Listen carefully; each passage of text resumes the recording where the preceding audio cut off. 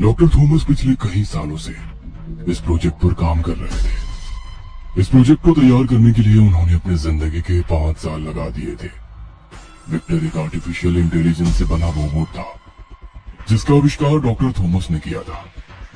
Victor बात कर सकता था, किसी के भी मन की बात जान सकता था और पूर्वानुमान भी लगा सकता था। डॉक्टर थॉमस ने विक्टर को इंसान से बेहतर साबित करने के लिए हर एक छोटी सी छोटी बात का ख्याल रखा था। उनका 5 सालों का लंबा इंतजार कल खत्म होने वाला था, क्योंकि कल ही उन्हें विक्टर को एक नेशनल साइंस एग्जीबिशन में प्रेजेंट करना था। सबसे खास बात तो ये थी कि डॉक्टर थॉमस ने विक्टर को अपने जैसा चेहरा भी दिया था।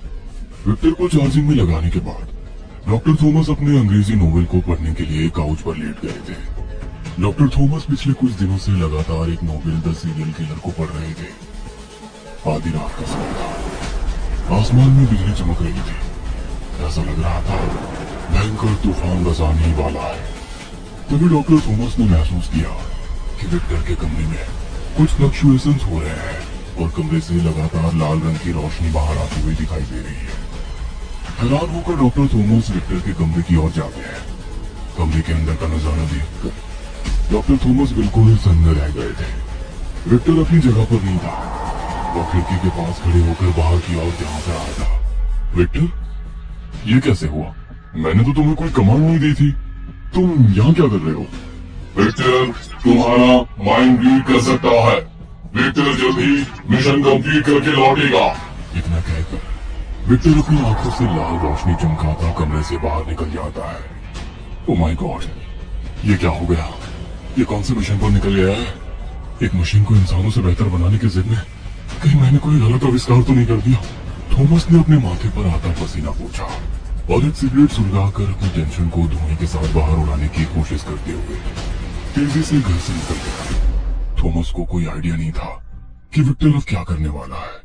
न जाने उसने थॉमस के माइंड से ऐसा क्या रीड कर लिया था जिस मिशन को पूरा करने के लिए वो आधी रात को घर से निकल गया था।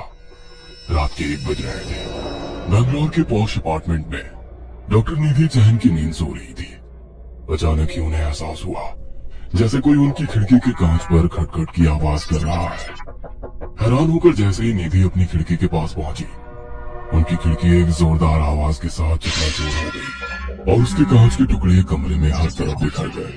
कांच के कुछ टुकड़े डॉक्टर निधि के आंखों और चेहरे में भी घुस गए थे। निधि दर्द से करा रही थी।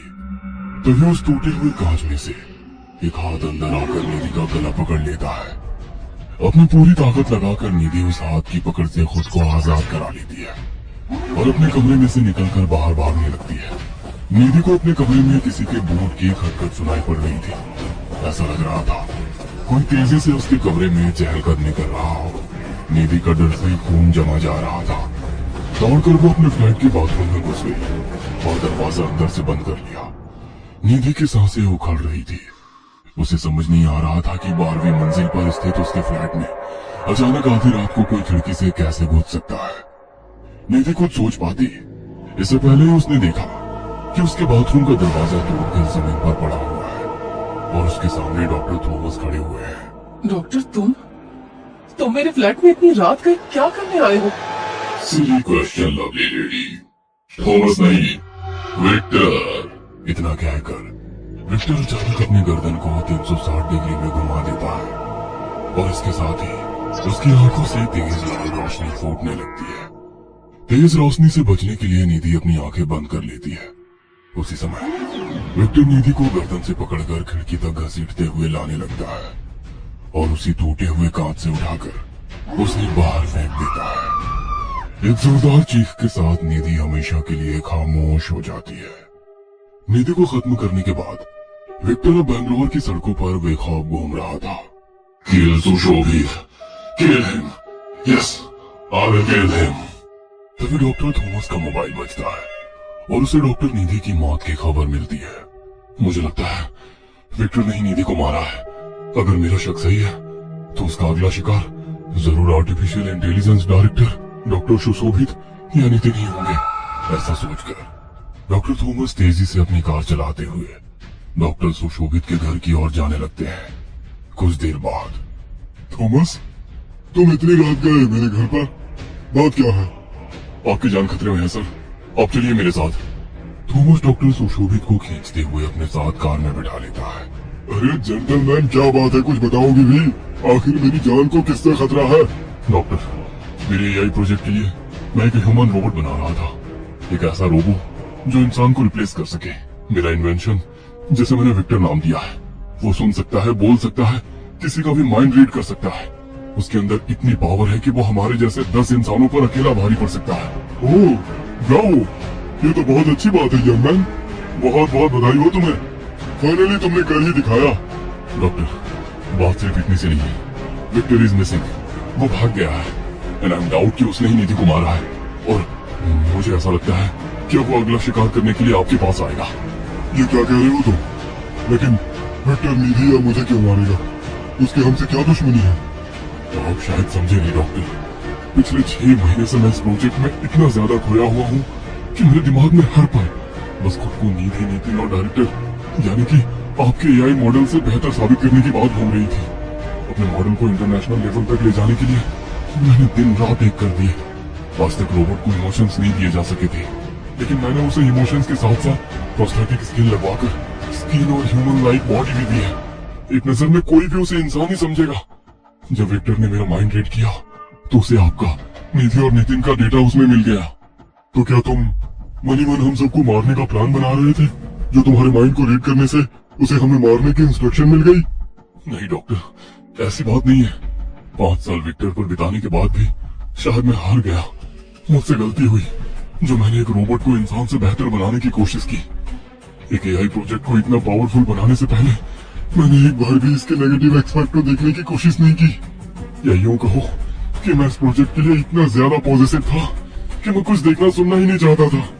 मैं पिछले कई दिनों से एक नॉवेल पढ़ रहा हूँ जिसका नाम सीरियल किलर है। मेरे माइंड को रीड करते हुए विक्टर ने नॉवेल की नेगेटिविटी और आप लोगों के डेटा को आपस में कंफ्यूज कर लिया और एक नए इंस्ट्रक्शन पर काम करने लगा। अब वो सीरियल किलर की तरह आप लोगों को ढूंढ ढूंढ कर मार रहा है। उसके इंटेलिजेंस में डेटा करप्ट हो गया है, उसे जल्दी ढूंढ कर डिसेबल करना होगा, नहीं तो वह इंसानियत का ही दुश्मन हो जाएगा। ये क्या कर दिया तुमने थॉमस? अब क्या होगा? अब हम क्या करेंगे? मुझे तो तुम बचाने आ गए, लेकिन नितिन और उसका क्या? इधर नितिन के घर की डोरबेल लगातार बजती ही जा रही थी।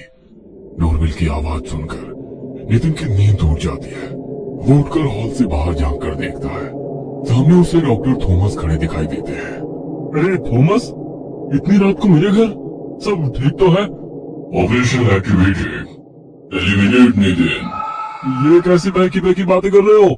मशीनों के साथ रह रहकर मशीनी लैंग्वेज सीख गए हो क्या? विक्टर की आंखों से लाल रोशनी निकलने लगती है और अगले ही पल वो नितिन का गला पकड़कर सीढ़ियों से छत की ओर ले जाने लगता है। थॉमस छोड़ो मुझे, मुझे बहुत दर्द हो रहा है थॉमस। नितिन चिल्लाता रहता है और विक्टर उसे एक बॉल की तरह छत से नीचे फेंक देता है। थॉमस और सुशोभित की गाड़ी तेजी से आगे बढ़ती जा रही थी, तभी अचानक ही सामने सड़क पर लगे पोल्स और उनसे जुड़ी तारों में स्पार्किंग होने लगती है और पोल तारों सहित एक एक करके नीचे गिरने लगते हैं। उन्हें पोल्स में से एक पोल आकर उनकी गाड़ी के बोनेट पर गिरता है। थॉमस गाड़ी को ब्रेक लगा देता है। चाहने पर भी गाड़ी अब और आगे बढ़ नहीं सकती थी क्योंकि सामने एक भारी भरकम सा खंबा गिरा हुआ था। थॉमस और डॉक्टर सुशोभित तेजी से गाड़ी से बाहर आते हैं तो देखते हैं सामने अपनी आंखों से लाल रोशनी बरसाता हुआ विक्टर वहां खड़ा हुआ है। विक्टर को देखकर थॉमस और सुशोभित घबरा जाते हैं। तुम्हें मरना होगा। No Victor, please no. Thomas, ध्यान से सोचो, कुछ तो ऐसा होगा जिससे इसे रोका जा सके। Please think again. Yes doctor, मुझे याद आया, इसकी बैटरी थोड़ी प्रॉब्लम कर रही थी, इसलिए बार बार इसे चार्जिंग में लगाना पड़ रहा था। मैंने सोचा था एग्जीबिशन के बाद इसका बैटरी सेक्शन अपडेट कर दूंगा, लेकिन उससे पहले ये सब हो गया। तुम्हारे कहने का मतलब है कि कुछ ही देर में इसकी बैटरी खत्म होने वाली है? बिल्कुल सही कहा आपने, लेकिन जब तक इसकी बैटरी खत्म नहीं होती हमें कुछ करना होगा, कुछ ऐसा कि इसकी बैटरी ज्यादा यूज हो और ये जल्द से जल्द डिस्चार्ज हो सके। अगर हम यहाँ से इस समय भाग सके तो ये हमारे पीछे पीछे आएगा, जिसमें टाइम और बैटरी लगेगी और इसकी बैटरी डिस्चार्ज हो जाएगी। 1 मिनट, मेरे पास इसका मोबाइल एक्सेस भी है, शायद उससे मैं इसको डिसेबल कर सकता हूँ। थॉमस अपना मोबाइल निकाल रहा होता है, तभी विक्टर डॉक्टर सुशोभित का एक पैर पकड़कर उसे घसीटने लगता है।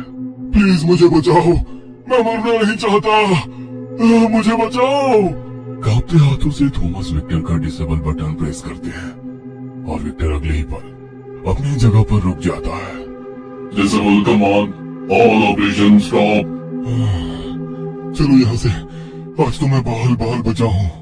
इतना कहते हुए डॉक्टर तेजी से भागने लगता है। वो दोनों कुछ दूर तक चले होंगे कि उन्हें फिर से विक्टर के एक्टिवेट होने की आवाज सुनाई देने लगती है। थॉमस घबराकर पीछे देखता है। रोबोट ने अपने कपड़े उतार दिए थे और वो अपने बदन से लाल रोशनी बिखेरता वापस से उठकर खड़ा हुआ था। Auto mode activate, auto mode activate, kill them, kill all of them, kill. ये कैसे हो सकता है? विक्टर अपने आप ऑटो मोड में ऑन कैसे हो गया? सर, मुझे तो लगता है ये विक्टर ईविल एआई मशीन बन गया है। भागिए यहाँ से, अब ये मुझे भी नहीं छोड़ेगा। वे दोनों अपनी जान बचाकर भागते हैं, लेकिन विक्टर की फुर्ती के कारण ज्यादा दूर तक जा नहीं पाते हैं।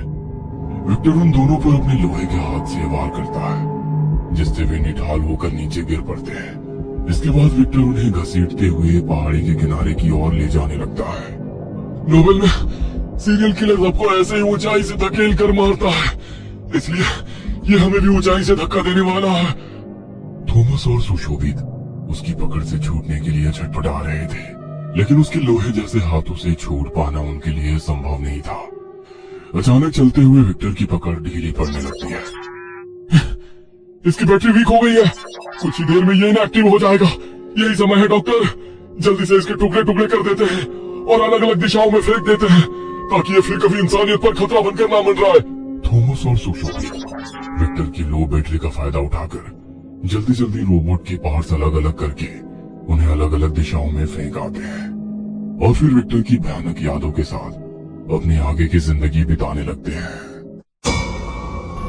तो दोस्तों, आपको हमारी वीडियो अच्छी लगी हो तो हमारे YouTube channel A1 horror stories को सब्सक्राइब कीजिए और बेल आइकन को ऑन कीजिए। धन्यवाद।